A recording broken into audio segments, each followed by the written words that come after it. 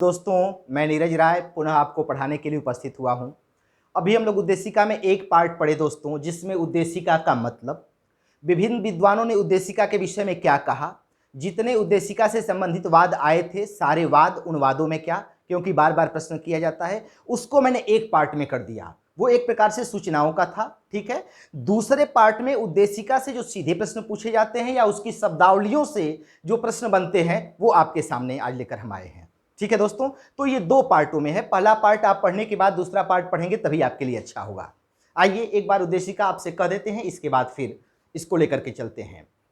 हम भारत के लोग भारत को संपूर्ण प्रभुत्व संपन्न, समाजवादी, पंथ निरपेक्ष, लोकतंत्रात्मक गणराज्य बनाने के लिए इसके समस्त नागरिकों को सामाजिक, आर्थिक, राजनैतिक न्याय, विचार, अभिव्यक्ति, विश्वास, धर्म और उपासना की स्वतंत्रता, प्रतिष्ठा और अवसर की समता प्राप्त कराने के लिए तथा उन सभी में व्यक्ति की गरिमा और राष्ट्र की एकता और अखंडता को सुनिश्चित करने वाली बंधुता को बढ़ाने के लिए अपनी इस संविधान सभा में आज तारीख 26 नवंबर 1949 को एतत् द्वारा इस संविधान को अंगीकृत, अधिनियमित और आत्मार्पित करते हैं। ये हमारी उद्देशिका हो गई।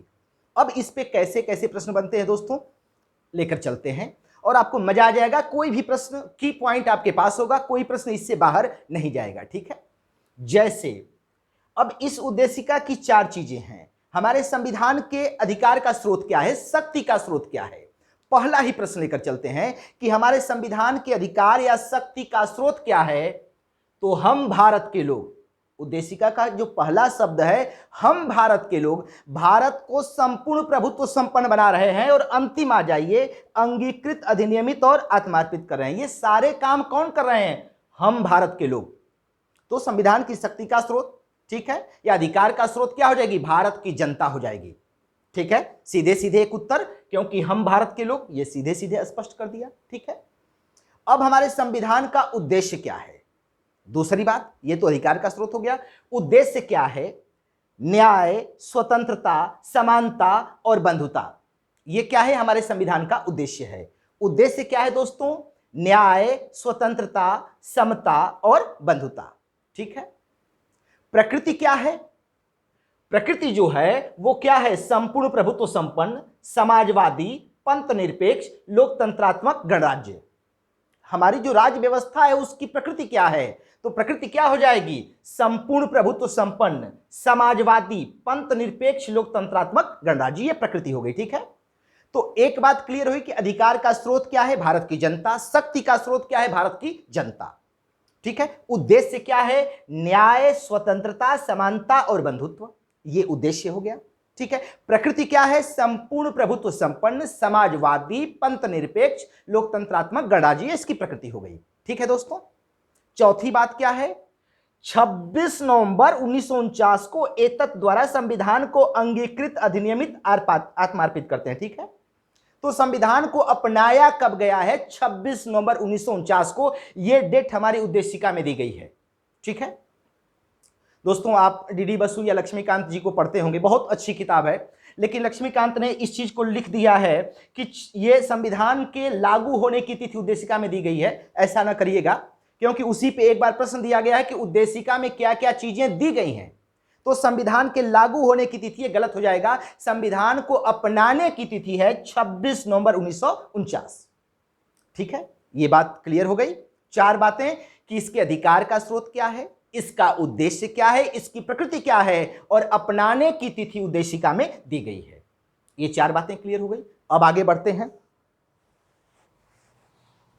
आगे इसको थोड़ा सा बाहर से देख लेते हैं कि कैसे प्रश्न बनता है, फिर भीतर घुसने का प्रयास करते हैं, ठीक है दोस्तों।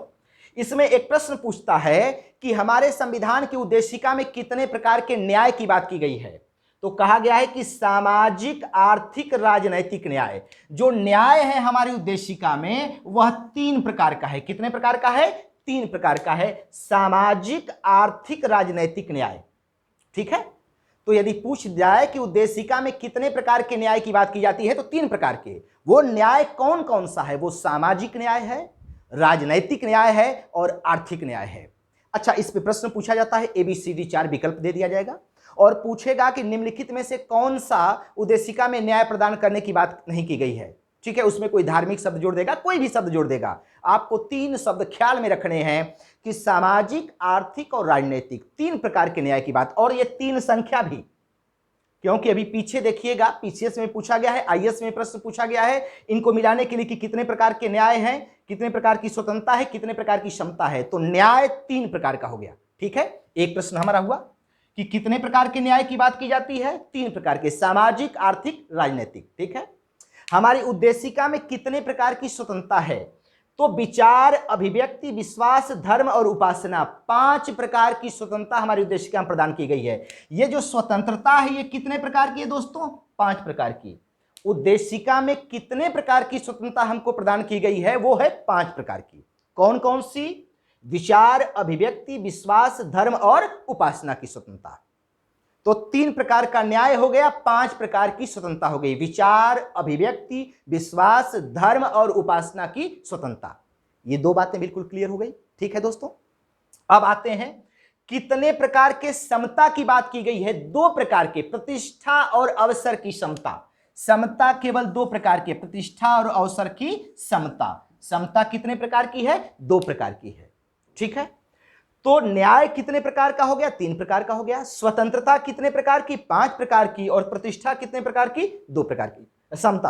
समता कितने प्रकार की, 2 प्रकार की।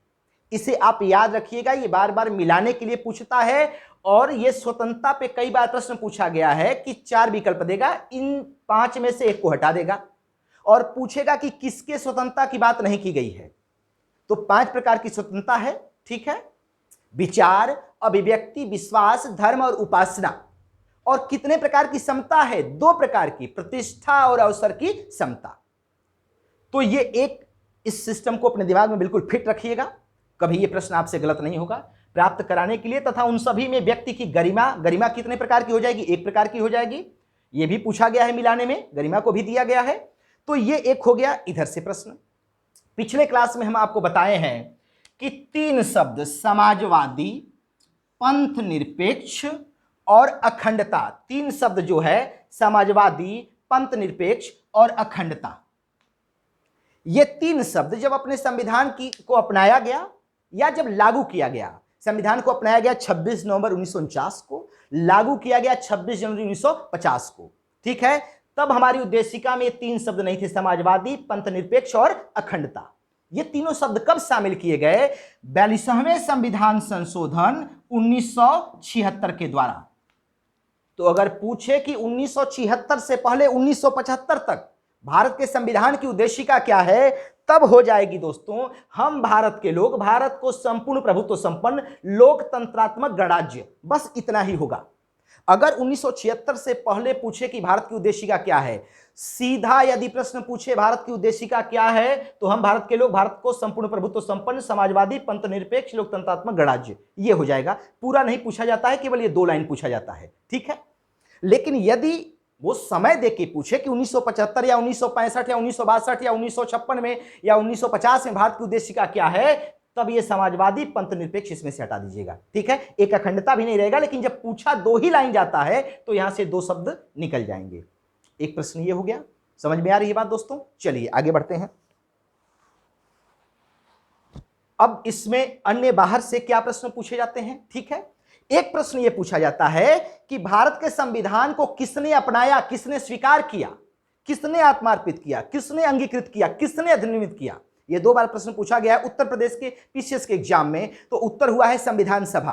ठीक है, अब यहां देखें, दृढ़ संकल्पित होकर अपनी इस संविधान सभा में इसको अंगीकृत, अधिनियमित और आत्मार्पित करते हैं। कहां पर, संविधान सभा में। तो क्या हो जाएगा, संविधान सभा हो जाएगा। लेकिन सबसे अच्छा उत्तर क्या होगा, भारत की जनता के माध्यम से संविधान सभा ने इसको अपनाया, स्वीकार किया। क्योंकि ऊपर क्या है, हम भारत के लोग, अब अंतिम में आ जाइए, अंगीकृत, अधिनियमित और आत्मार्पित करते हैं। ठीक है, तो भारत की जनता के माध्यम से संविधान सभा ने संविधान को अंगीकृत, अधिनियमित और आत्मार्पित किया। लेकिन चूंकि वहां भारत का जनता नहीं है, दिया गया है, तो सीधे संविधान सभा उत्तर हो जाएगा। ये बात समझ में आ गई दोस्तों। ये आउटसाइड से जो प्रश्न बनते हैं वो आपके हो गए उद्देशिका से सीधे सीधे। अब चलते हैं, पिछला क्लास देख लेंगे तो बिल्कुल आपको क्लियर हो जाएगा। अब आगे चलते हैं इसकी शब्दावलियों के ऊपर, थोड़ा सा विचार करने का प्रयास करते हैं। ठीक है, शब्दावलियों में बहुत घुसेंगे नहीं, वहां तक पकड़ने का प्रयास करेंगे जहां से प्रश्न बनने की संभावना है, उससे बाहर मत जाइएगा, क्योंकि जब मूल कंसेप्ट आपके हाथ से फिसल जाएगा तो प्रश्न आपसे गलती होंगे। ठीक है, चलिए आगे बढ़ते हैं। सबसे पहले लेते हैं हम भारत के लोग। तो पूछे कि अगर भारत की शक्ति का स्रोत क्या है या संविधान के अधिकार का स्रोत क्या है, तो उत्तर क्या हो जाएगा? भारत की जनता। ठीक है, क्योंकि हम भारत के लोग भारत को संपूर्ण प्रभुत्व संपन्न बना रहे हैं, समाजवादी बना रहे हैं, पंथ निरपेक्ष बना रहे हैं, लोकतंत्रात्मक गणराज्य बना रहे हैं। ये सब काम कौन कर रहा है? भारत की जनता कर रही है। ठीक है, तो शक्ति का स्रोत क्या हो जाएगा? भारत की जनता। इस पे प्रश्न भी एक बार पूछा गया है। पहला शब्द की बस इतनी ही व्याख्या। दूसरे शब्द पे आ जाते हैं, हम भारत के लोग भारत को संपूर्ण प्रभुत्व संपन्न। अब यहां रुकने का प्रयास करिएगा, संपूर्ण प्रभुत्व संपन्न यहां था, थोड़ा ठहरिए, इसको जानने का प्रयास करते हैं। एक बार एक प्रश्न पूछा गया है कि एक राज्य का सबसे महत्वपूर्ण अंग क्या होता है? जनता, वहां का भौगोलिक क्षेत्रफल, एक शासन प्रणाली। ठीक है, एक राज्य का सबसे महत्वपूर्ण अंग क्या होता है? जनता, वहां का भौगोलिक जो मतलब सीमा है वो, एक शासन प्रणाली और संप्रभुता।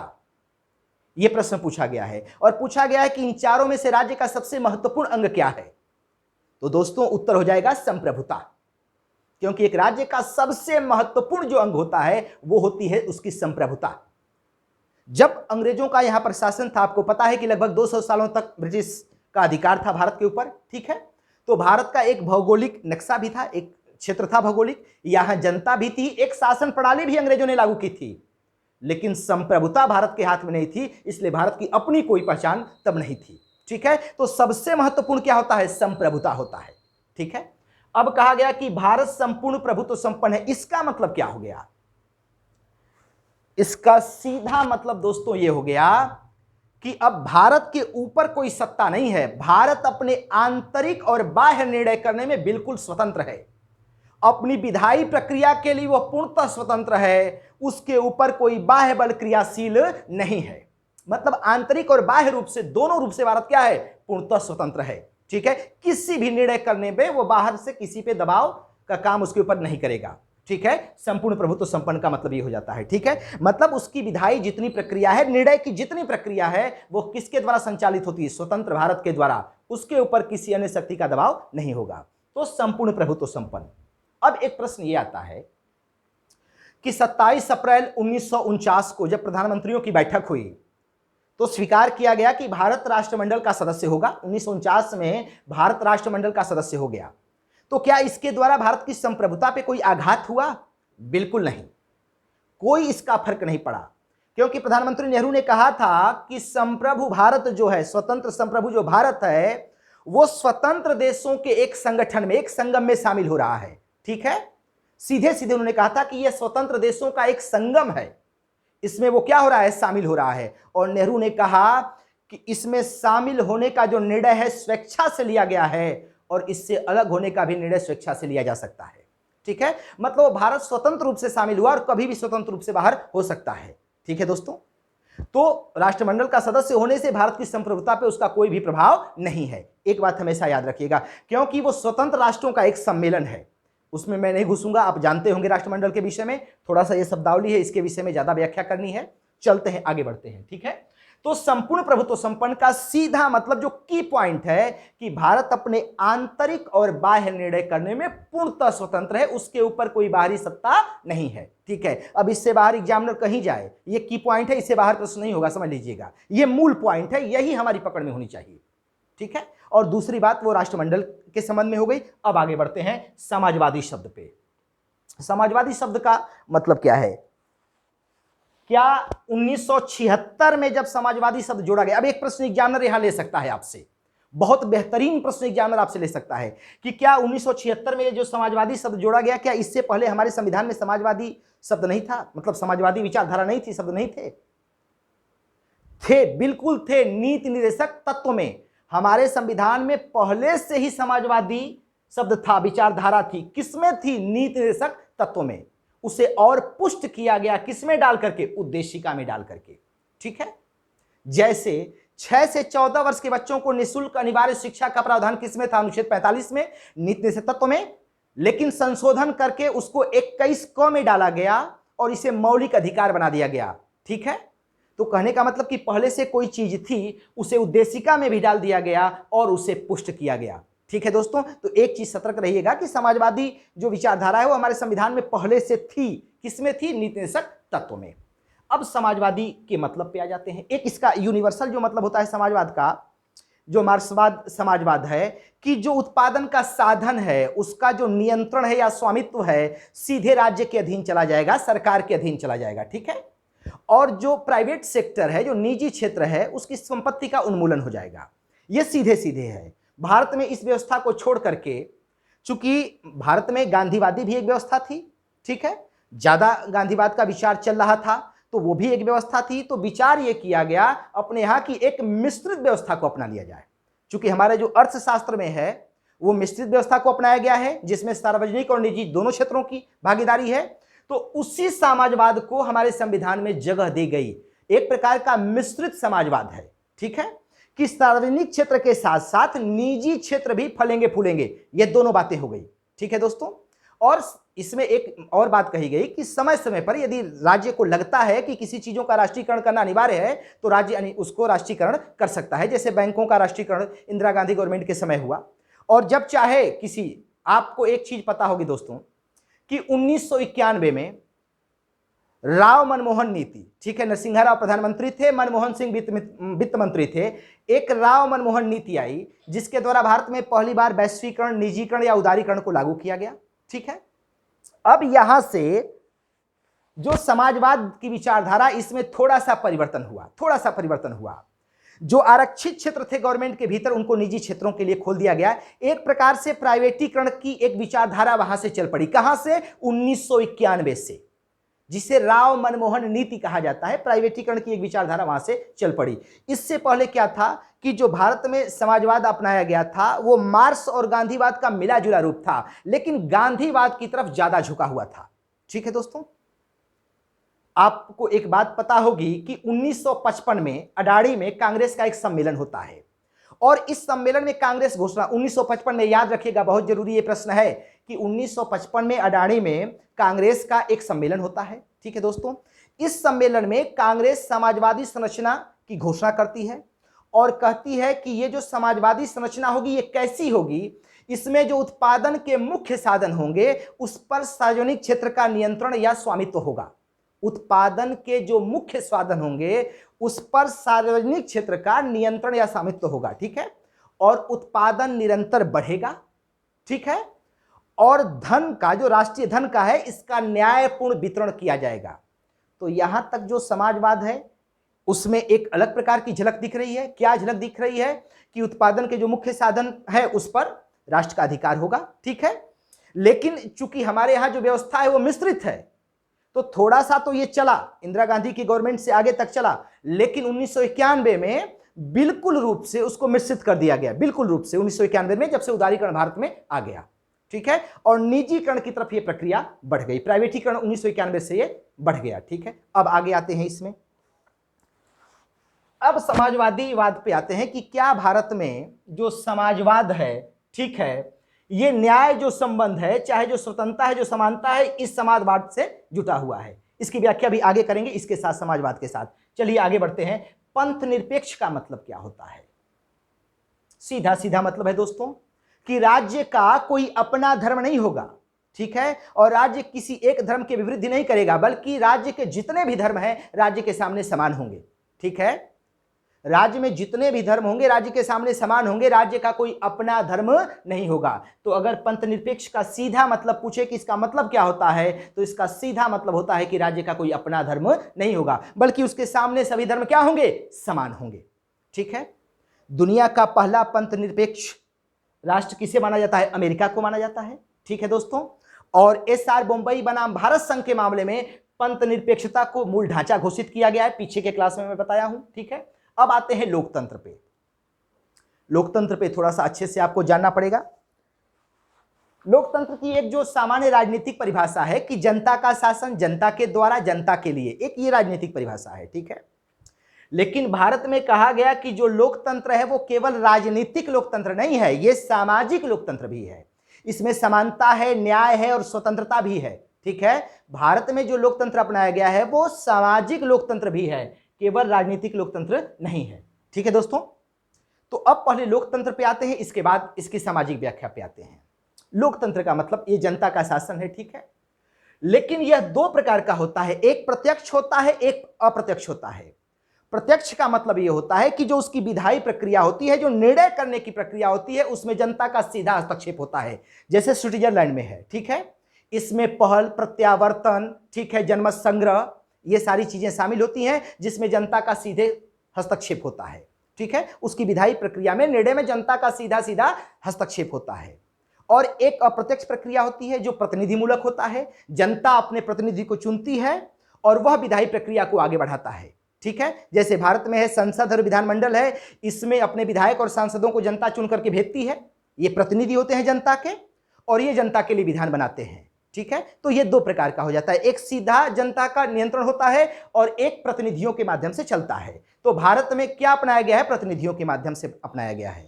ठीक है दोस्तों, अब इसमें भी दो प्रकार का हो जाता है, प्रतिनिधि मूलक में भी दो प्रकार का हो जाता है, एक संसदीय हो जाता है, एक अध्यक्षीय हो जाता है या राष्ट्रपति करिए। जैसे अमेरिका में है, वहां अध्यक्षीय और राष्ट्रपतीय शासन प्रणाली है। भारत में क्या है? संसदीय शासन प्रणाली है। तो भारत में संसदीय अपनाया गया है, केंद्र में संसद है और राज्य में विधानमंडल है। ठीक है दोस्तों, तो ये एक प्रकार प्रणाली है। लेकिन ये जो लोकतंत्र है ये केवल राजनीतिक लोकतंत्र नहीं, ये सामाजिक लोकतंत्र भी है। इसमें समानता है, स्वतंत्रता है, ठीक है, न्याय है, ये सारी चीजें शामिल है। और एक चीज जान लीजिएगा कि अंबेडकर जी का एक कथन है कि बिना सामाजिक लोकतंत्र के राजनैतिक लोकतंत्र की स्थापना नहीं हो सकती है। अंबेडकर जी ने कहा कि बिना सामाजिक लोकतंत्र के राजनीतिक लोकतंत्र की स्थापना नहीं हो सकती है, और सामाजिक लोकतंत्र बिना स्वतंत्रता, समानता और न्याय के नहीं स्थापित हो सकता है। ठीक है, बिना स्वतंत्रता, समानता और बंधुत्व के नहीं स्थापित हो सकता है। अंबेडकर जी ने कहा कि जो राजनैतिक लोकतंत्र है सामाजिक लोकतंत्र के बिना अधूरा है, उसका कोई भी मतलब नहीं है। और जो सामाजिक लोकतंत्र है वो स्वतंत्रता, समानता और बंधुत्व पर आधारित होता है, ये त्रिमूर्ति पर आधारित होता है और ये एक दूसरे के पूरक होते हैं। अगर इसमें से किसी को बाहर कर देंगे तो वह अपने अधिकार को खो देगा, फिर वो वैसा नहीं रह जाएगा। ठीक है, ये अंबेडकर जी का कथन था। और सर्वपल्ली राधाकृष्णन जो भारत के पहले उपराष्ट्रपति हैं और दूसरे राष्ट्रपति, उन्होंने कहा था कि जब तक गरीब जनता भटकती रहेगी, उसको काम न मिले, उससे मजदूरी न मिले और कचोटने वाली गरीबी का शिकार हो, तब तक वो संविधान के आदर्शों और मूल्यों को नहीं समझ सकती है। ठीक है दोस्तों, तो जब तक सामाजिक लोकतंत्र की स्थापना नहीं होगी तब तक राजनीतिक लोकतंत्र का कोई मतलब नहीं है। इसलिए भारत में ये जो न्याय है, स्वतंत्रता है, समानता है, बंधुत्व है, इसको स्थापित करने का प्रयास किया गया। इसी के द्वारा राजनीतिक लोकतंत्र की स्थापना हो सकती है। ठीक है दोस्तों, चलिए आगे बढ़ते हैं। अब अगला जो शब्द है वो गणराज्य है। गणराज्य का मतलब क्या होता है? सीधा सीधा मतलब क्या होता है कि जो राष्ट्र का मुखिया होगा, जो संवैधानिक प्रमुख होगा देश का, वह जनता द्वारा निर्वाचित होगा, चाहे प्रत्यक्ष हो चाहे अप्रत्यक्ष हो। ठीक है, वो आनुवंशिक नहीं होगा, जन्म से वो राष्ट्र का मुखिया नहीं होगा। जैसे ब्रिटेन में क्या है दोस्तों? लोकतंत्र है लेकिन गणतंत्र नहीं है, वहां राजतंत्रात्मक प्रणाली है, मतलब जन्म से वहां जो राजा होता है संवैधानिक प्रमुख होता है। ठीक है, लेकिन भारत में क्या है? भारत में गणराज्य है, जो राष्ट्र का मुखिया होगा वो जनता द्वारा चुना जाएगा, चाहे प्रत्यक्ष चाहे अप्रत्यक्ष। ठीक है, तो ये है कि इसका जो सीधा मतलब है गणराज्य का मतलब कि जो देश का मुखिया होगा, जो राष्ट्र का मुखिया होगा, जो संवैधानिक प्रमुख होगा, वो जनता द्वारा निर्वाचित होगा, चाहे वो प्रत्यक्ष निर्वाचन के द्वारा हो चाहे अप्रत्यक्ष रूप से। जैसे भारत का राष्ट्रपति राष्ट्र का हमारे मुखिया है, संवैधानिक प्रमुख हैं, देश के प्रथम नागरिक हैं। ठीक है, तो ये इनडायरेक्ट चुने जाते हैं। ठीक है, तो यहां पे एक गणराज्य की व्यवस्था है। ठीक है दोस्तों, अब आगे बढ़ते हैं। अब कहा गया सामाजिक, आर्थिक, राजनैतिक न्याय, तीन प्रकार के न्याय की बात की गई है। ठीक है, सामाजिक आर्थिक जो न्याय है वो कहां पर मिलता है? नीति निर्देशक तत्व में हमारे। ये कई बार प्रश्न पूछा गया है। अच्छा, एक प्रश्न पूछा जाता है दोस्तों कि जो हमारे उद्देशिका में मूल्य है वो संविधान में कहां दृष्टिगोचर होते हैं? तो नीति निर्देशक तत्व में, मूल अधिकार में और मूल कर्तव्य, तीनों में दृष्टिगोचर होते हैं। ठीक है, जो उद्देशिका के हमारे मूल्य हैं वो संविधान में कहां स्पष्ट रूप से दिखाई देते हैं? यदि बात आपसे पूछी जाए तो मूल अधिकार, नीति निर्देशक तत्व और मूल कर्तव्य। आप बिल्कुल देखेंगे तो किसी से पूछने की जरूरत ही नहीं है, अपने आप से पता चल जाता है जैसे समानता की बात की गई है कि नहीं मूल अधिकार में, और धार्मिक स्वतंत्रता की बात की जाती है, फिर स्वतंत्रता का अधिकार भी दिया गया है, तो ये हो गया आपका स्पष्ट। ठीक है, सामाजिक आर्थिक एक कल्याणकारी राज्य की स्थापना की बात किसमें की जाती है? निदेशक तत्वों में, और सामाजिक आर्थिक समानता स्थापित करने का प्रयास किया जा रहा है, तो ये हो जाता है। ठीक है, अब आ जाइए बंधुता की बात मूल कर्तव्य में, एकता अखंडता की बात मूल कर्तव्य में होती है। ठीक है, तो ये मूल अधिकार, निदेशक तत्व और मूल कर्तव्य तीनों में दिखाई देता है। लेकिन अगर सीधे पूछे कि सामाजिक आर्थिक न्याय कहां पे, तो आप निदेशक तत्व लगाएंगे। अगर पूछे पूरे उद्देशिका को, तो आप मूल अधिकार, निदेशक तत्व और मूल कर्तव्य तीनों को उत्तर लगाएंगे, और पूछे कि सामाजिक आर्थिक न्याय, तो निदेशक तत्व में। ठीक है दोस्तों, अब बताते हैं कैसे उसको।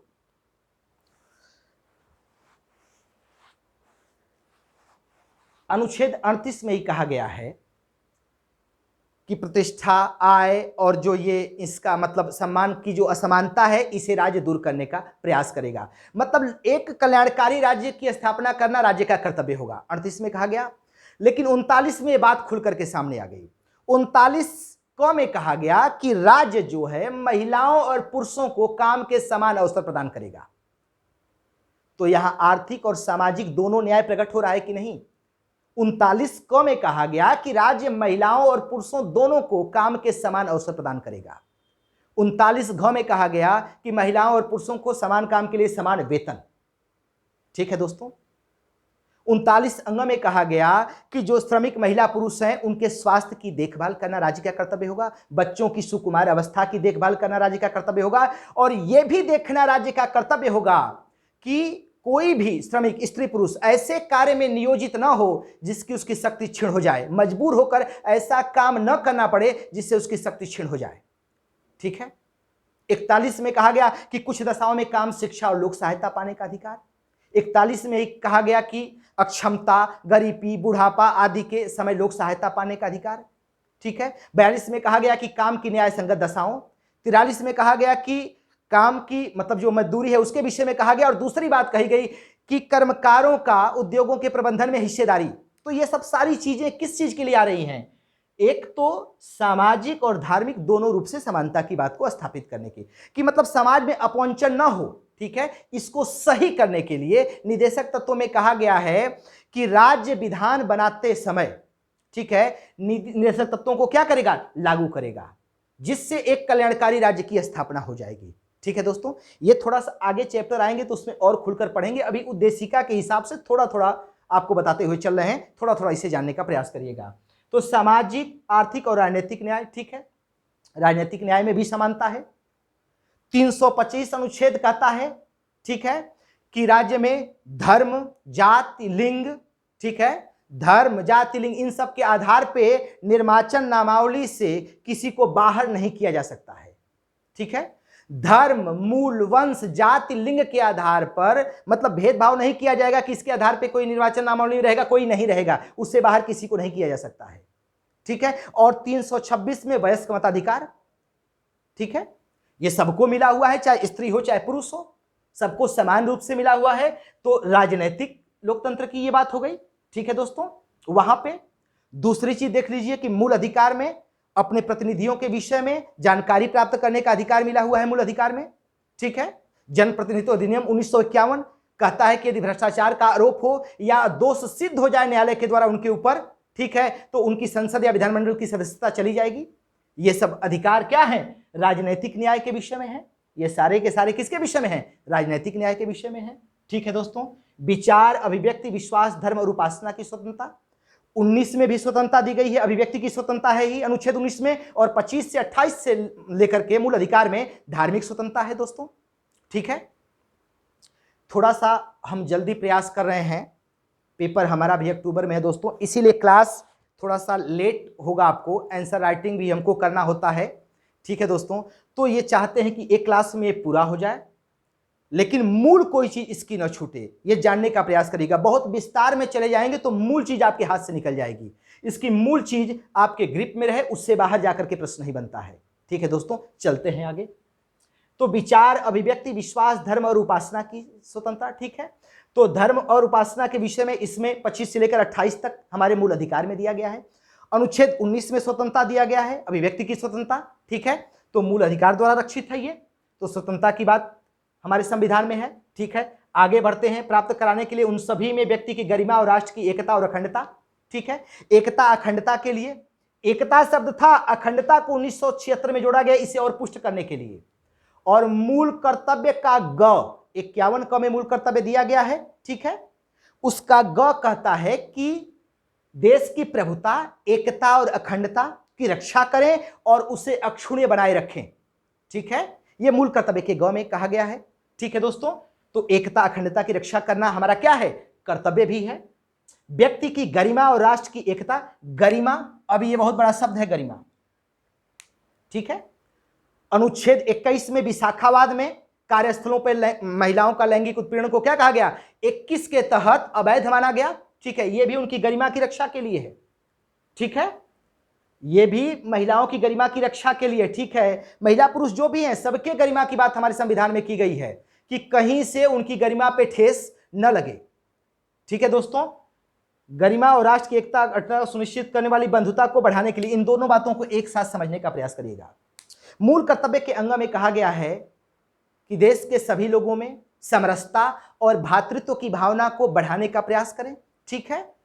और भाषा, धर्म और वर्ग के आधार पर जो भेदभाव है उससे परे रहें और ऐसी प्रथाओं से दूर रहें जो महिलाओं के विपरीत हो। तो यह भी गरिमा की बात आ गई और बंधुता की बात, ये दोनों आ गई, ये दोनों गरिमा और बंधुता की बात आ गई दोस्तों, ठीक है। 1948 में संयुक्त राष्ट्र संघ का जो मौलिक अधिकारों का घोषणा पत्र था उसके पहले अनुच्छेद में कहा गया है कि सभी व्यक्ति जन्म से, ठीक है, सभी व्यक्ति जन्म से गरिमा और अधिकार के साथ स्वतंत्र और समान है। सभी व्यक्ति जन्म से गरिमा और अधिकार के साथ स्वतंत्र और समान है। सभी में बुद्धि और अंतश्चेतना है, ठीक है। उन्हें बंधुत्व के साथ कार्य करना चाहिए। यह संयुक्त राष्ट्र का जो चार्टर घोषणा है मूल अधिकारों का, उसका पहले ही अनुच्छेद में कहा गया है कि सभी व्यक्ति जन्म से गरिमा और अधिकार के लिए स्वतंत्र और समान है। सभी में बुद्धि और अंतश्चेतना है, ठीक है। उन्हें बंधुत्व के साथ, मतलब आपस में बंधुता और समरसता के साथ कार्य करना चाहिए। यह संयुक्त राष्ट्र संघ का घोषणा पत्र है। भारत ने भी अपनाया बंधुता को, ठीक है दोस्तों। तो यह गरिमा और बंधुता, ठीक है। तो हमारे कहने का मतलब कि ये जो शब्द हैं इनके की पॉइंट है, यदि इसको हम समझे हैं तो ये कभी भी गलत नहीं होंगे, ठीक है दोस्तों। अगला जो हमारा क्लास होगा वो आधुनिक भारत पे होगा, 1857 के विद्रोह पे होगा, ठीक है। तो धन्यवाद।